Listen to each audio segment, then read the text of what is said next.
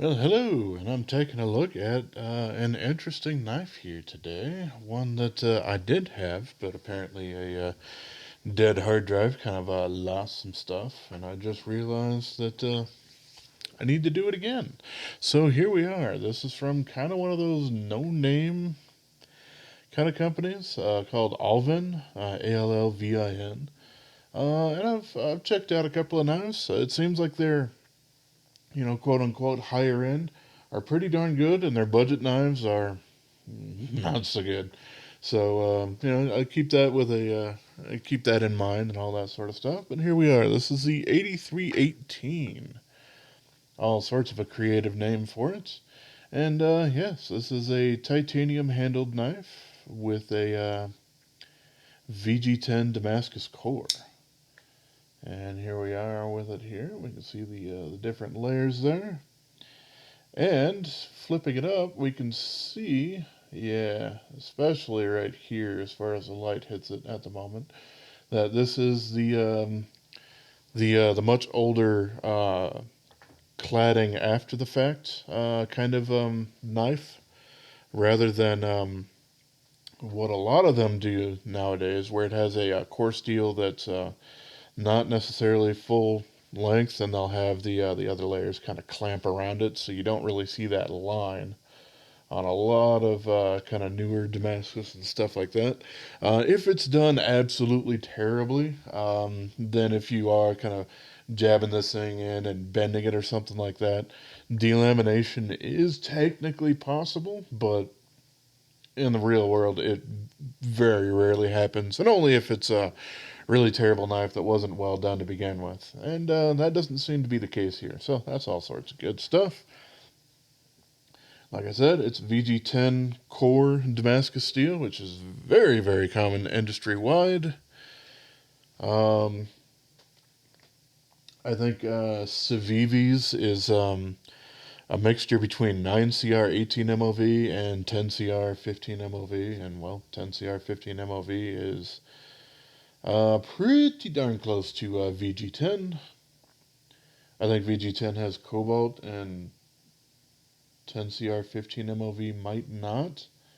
Shoot, now I'm not super sure on that. So yeah, don't quote me on that, but whatever.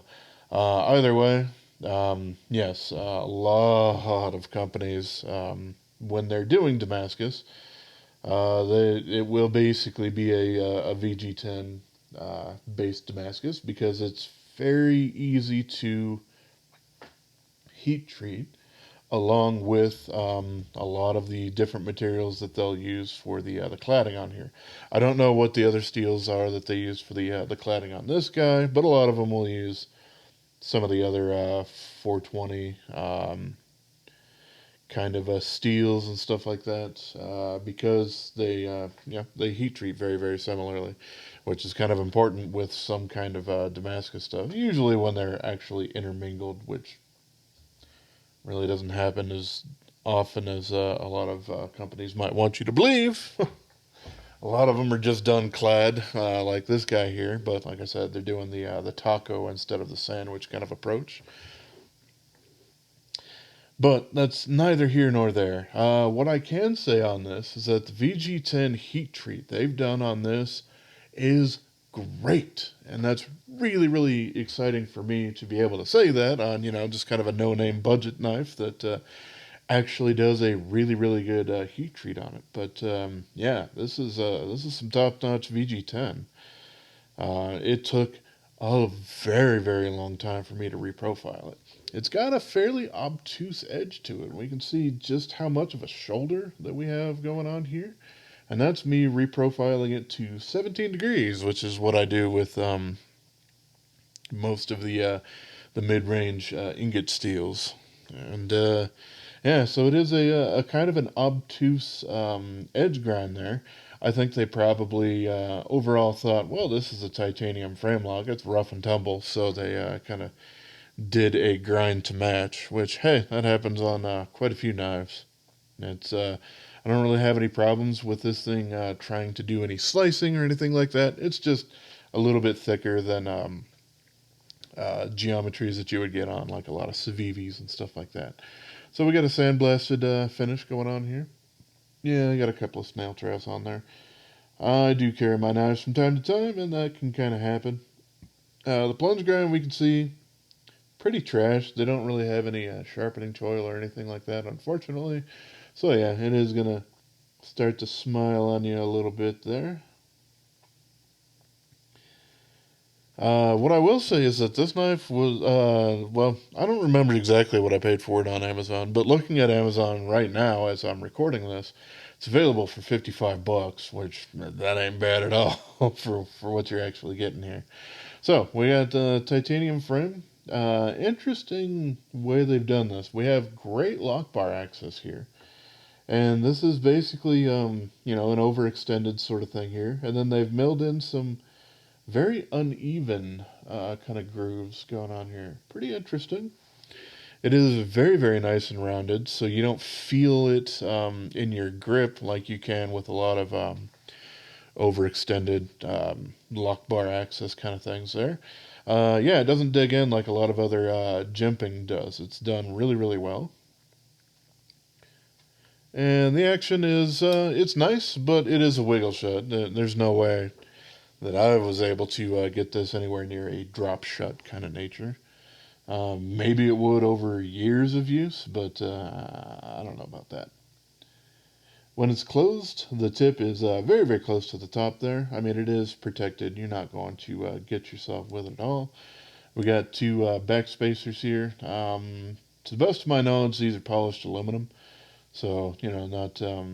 It's possible that they're steel. I don't quite think that they were. I don't know. I'll check that with a magnet when we actually tear this thing down, just so I can be sure. And they've done some crenellated kind of lock bar relief there, which, if I do have a lock bar relief on the outside, I do like that just to add to the visual flair of it and all that sort of stuff. We got a deep carry pocket clip here. Fairly loose. I mean, it certainly does the job of a pocket clip. It's not, grabbing onto it with a death grip or anything like that. And two little T6 screws for that. Flipping action ends up working out quite well. You can push button it as well as do your standard light switch flick on it. So that ends up working out quite well. I would love to have some jimping up here up top to keep my thumb from kind of moving around if I'm putting a lot of pressure on. Yeah, that can kind of ruin the that aesthetic of actually seeing the coarse steel in there. But yeah, I would still much rather prefer to have it otherwise. But the ergonomics are great. It is just flat slab titanium, nothing contoured or crazy about it.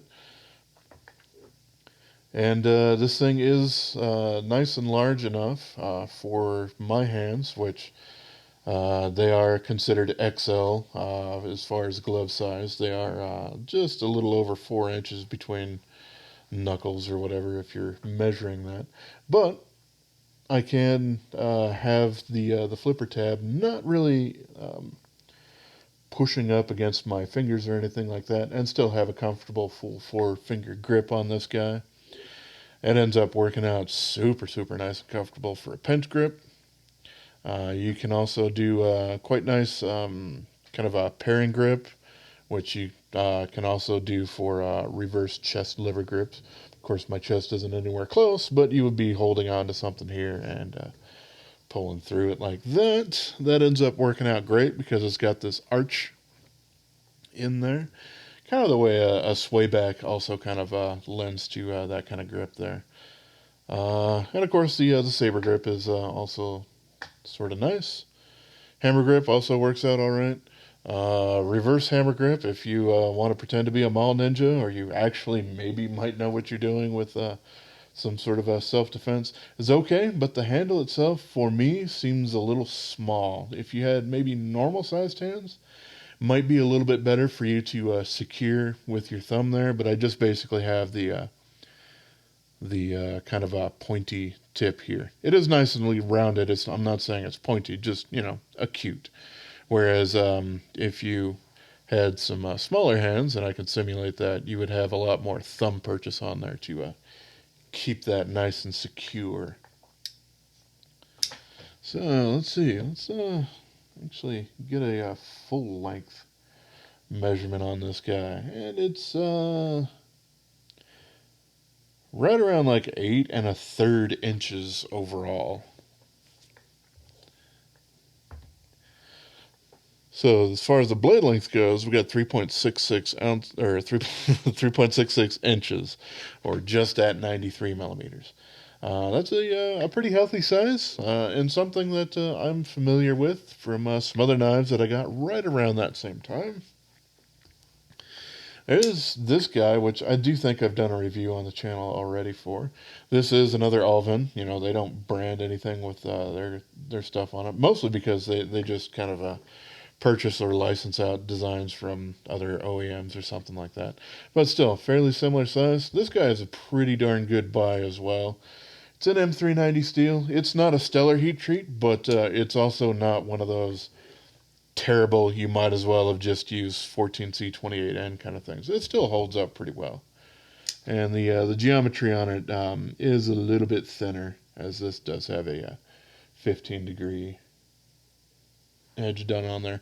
But the action on this guy, not all that great. And the handle, I don't really find all that comfortable. But it was another decent Allvin that I'd gotten around there. And it's also pretty darn close to this guy here. This is the Viper Orso 2. It's a, Jens Onso design. This one is using LLQPM 20-4. It's M390. It's just made from a German manufacturer, Lohmann, because they were having some difficulties during the pandemic trying to get a hold of M390 or 20CV steel. Of course, this guy is made in Italy. It's a much, much more expensive knife with crown spine and all that sort of stuff. But same kind of size and that, and got them kind of right around the same time there. I do actually like the flipper tab on this more than that the Viper guy here. It's a decent knife, and it does have some contouring and of course a lot of milling. Yes, this is a much more expensive knife overall, but that's not really what we're talking about here. This is for $55, quite affordable for what you're getting. So that's all sorts of good stuff. We do have it's a high saber grind. You can kind of see it might be a little bit difficult with the lighting and stuff like that. But basically, as you can see right where we start changing from the lines into those little dots, that's when we have a full flat up top there. So this is a really high saber grind, but not a full flat grind. Also does, add to the robustness of this guy overall. That pocket clip that I was talking about earlier, unfortunately, just ergonomically does kind of get me a little bit. Usually like right around here, because it has the pocket clip style that just comes up. It doesn't come up and then flatten out like a lot of Spyderco pocket clips can do. And so a little bit of that at the end there kind of gets me if I'm putting a whole heck of a lot of force on there. And it's not spaced quite the same as what you would get off of like a Civivi or a CJRB, which are much closer together. So they you can't really find an easy clip replacement for it, unfortunately. It's not a huge deal unless you're absolutely bearing down on the knife and doing a lot of crazy heavy use on it. So something that I figure I should probably bring up, but yeah, not the end of any worlds there. So, alrighty, let's go ahead and talk about some of the other stats here. We got a 3.2 millimeter blade stock thickness on here. It's still, every time I look at it, looks thicker, like 3.5, but I measure, it's just right around 3.2 millimeters there.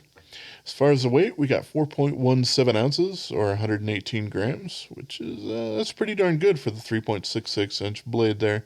Not quite ounce an inch, but also not incredibly that far off. And 0.45 of an inch thick here. That's 0.5 of an inch thick thinner than a Spyderco PM2. So it is quite nice and thin in the pocket, and the profile is fairly thin as well. So it carries quite well. I do like that. Time for some blade comparisons here. So here we are with the Spyderco PM2, which overall does have kind of similar proportions. Of course, you have much less cutting length on there due to their, I think they call it the 50-50 choil, which if you're going to do a choil on a knife, that is by far my preference over the overgrinds, because my fingers are large, so almost no matter what, I can easily slip up onto the heel, and that prevents it on these guys. So I do prefer that. That, and it's harder for these things to get inside of a cut or something like that, so I don't get hung up on a non-cutting edge portion if I'm not actively using the finger choil. I don't know. That was just kind of a random aside, but yeah, there's the Paramilitary 2 and the PM3.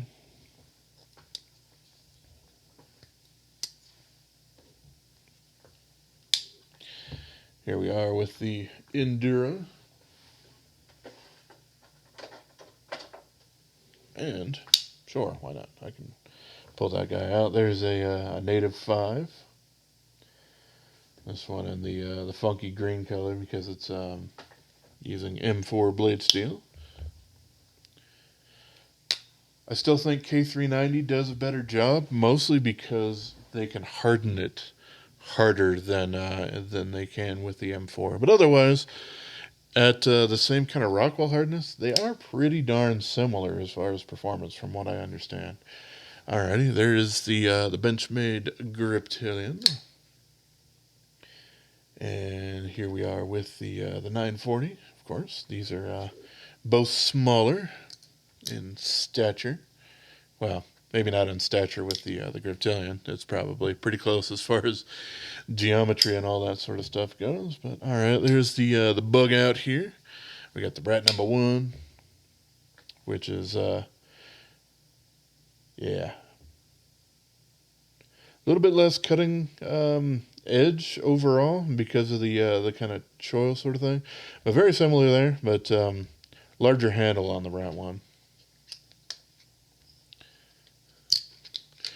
which is nice, but not incredibly necessary as far as I'm concerned. There we are with the Civivi Elementum, and why not, since I had it just laying around. There's the Spyderco Medix 2 XL, which is definitely larger.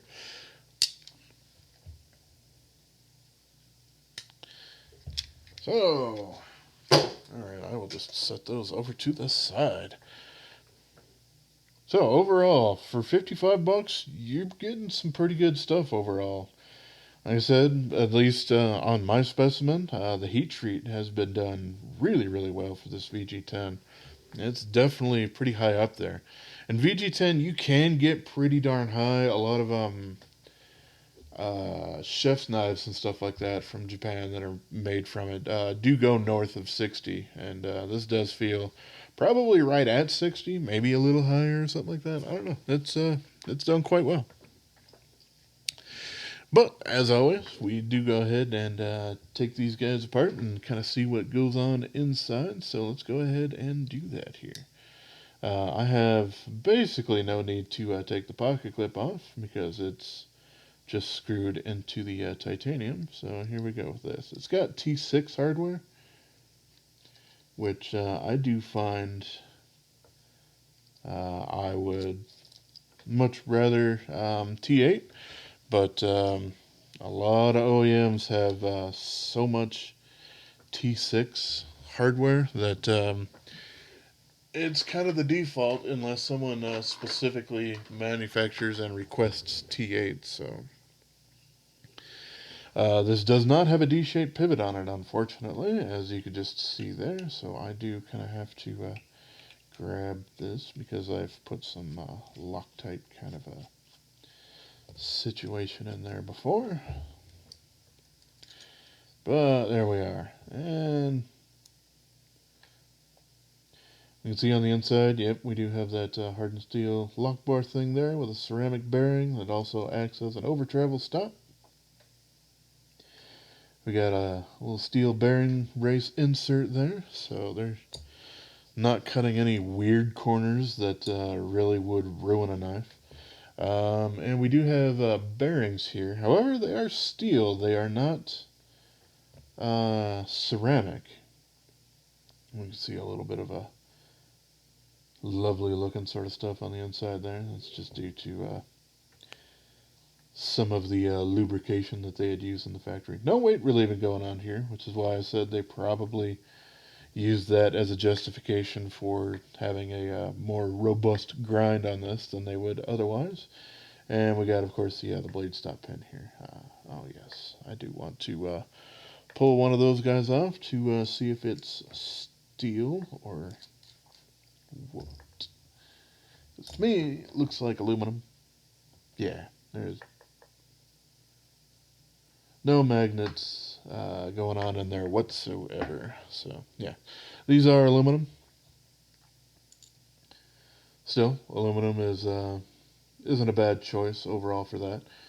You very, very rarely actually see titanium barrel spacers or something like that going on with knives. Even if they're like, yeah, we have titanium hardware, they almost always refer to the screws, and that's about it.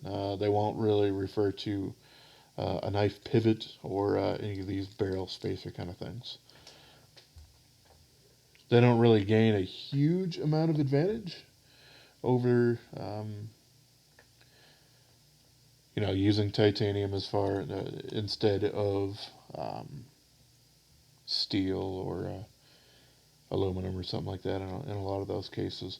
So, no big deal there. I don't really care. And heck, this is definitely built down to a price, but a really attractive price, and one that, at least on my particular specimen here, has been done quite well. Alrighty, let's slide this guy here. I'm trying to find a decent way for me to not have a whole bunch of focus taken from me when I'm trying to do some of like these tightening sort of things and stuff like that, because it drives me crazy.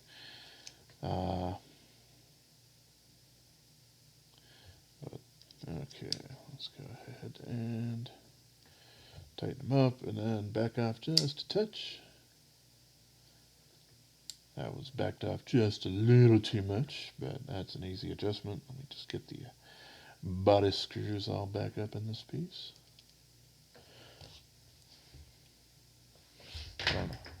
Not sure why I grabbed my T8 screwdriver.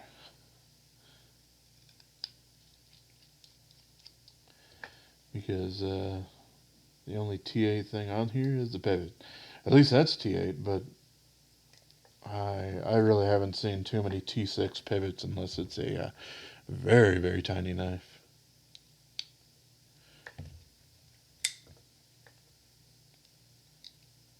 But yeah, there we go. Don't have any lock stick. The centering ends up working out quite well when you don't have any play or anything like that going on. So yeah, there we go. There's this guy went on maybe just a little bit longer than it's probably warranted for, but still, if you are looking for a decent steel in a titanium frame lock, at least as far as the one that I particularly got purchased off of Amazon, then this is a really, really compelling option. So there you go. That, and it is under $60, so it's really hard to go wrong with it.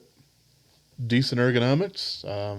You might not have the most crazy thinnest slicing action, but this thing will definitely keep up with you. So there we go. There's the Allvin R8318. As always, I appreciate y'all for watching, especially if you stuck along this long. And, have yourself a wonderful rest of your day, yo. And like, comment, and subscribe if that's something that you feel like doing here near the end of the video. Alrighty, catch y'all later.